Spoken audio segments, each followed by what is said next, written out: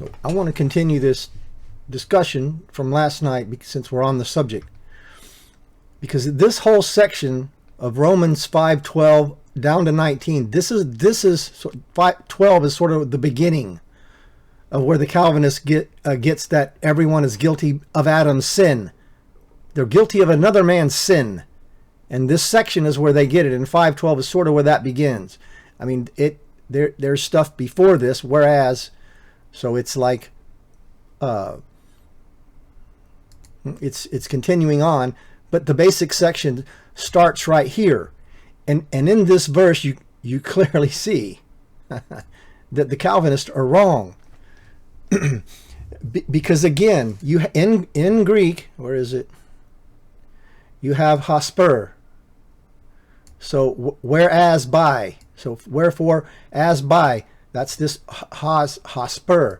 So and as I stated, hosper is comparative. It's comparative. It's saying, it's comparing how it happens, how one thing happens to another. So in this case, it's how Adam died and sin entered the world by his sin, death by sin, by sinning, comparing that to how death passes to all men, which is by sinning. Now, and this is the King James. The NIV and ESV will translate this because all have sinned. And they get that out of this Greek word epi. It's a form of the word epi. So epi is like epidermis, the skin, the outer layer. It's on what's on the inside. So its base meaning is like on or upon. That's why that's where they're getting this upon right here. Now, the reason the NIV and the ESV will translate it because is because it's governed by this dative right here, this dative pronoun. So when you see this always in the Greek, and when it's governed by the dative and it's causal, the NIV and ESV will translate it because. It's like a grammatical rule, sort of. Okay, so you can translate this because. Death passed to all men because all sin. Not because of Adam's sin. So right there, it's telling you the reason that death passes to all men is because they sin. But I don't have to use the word because. I can go upon that all sin. Upon or on the basis of. So epi means like upon or on the basis of. Death enters upon the basis of all sinning, upon the basis that all sinned, not upon the basis that Adam sinned.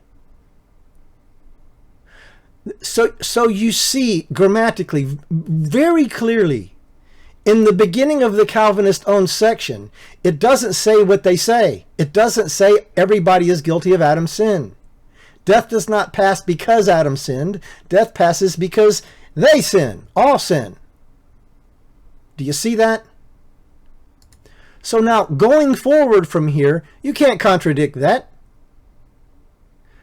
And I will admit, 13, 14, 15, 16, all this gets really complicated in here. Peter said, Paul teaches some things that are sometimes hard to understand. This is a brain twister, man. Without a doubt, it's a brain twister. But this verse is not a brain twister. If you look at it in Greek and some of the English translations, it's not a brain twister at all. All men, death comes to all men because they sin. Or death comes upon all that sin. In this hosper, in the same way, death came into the world by Adam's sin. So their whole basis, this section, starts out against them. Against them. Maybe I'll find time to go through the rest of this, but I'm just be honest with you, it is complicated. It's not easy, man. It's not easy. Going through the Greek, it's just not easy.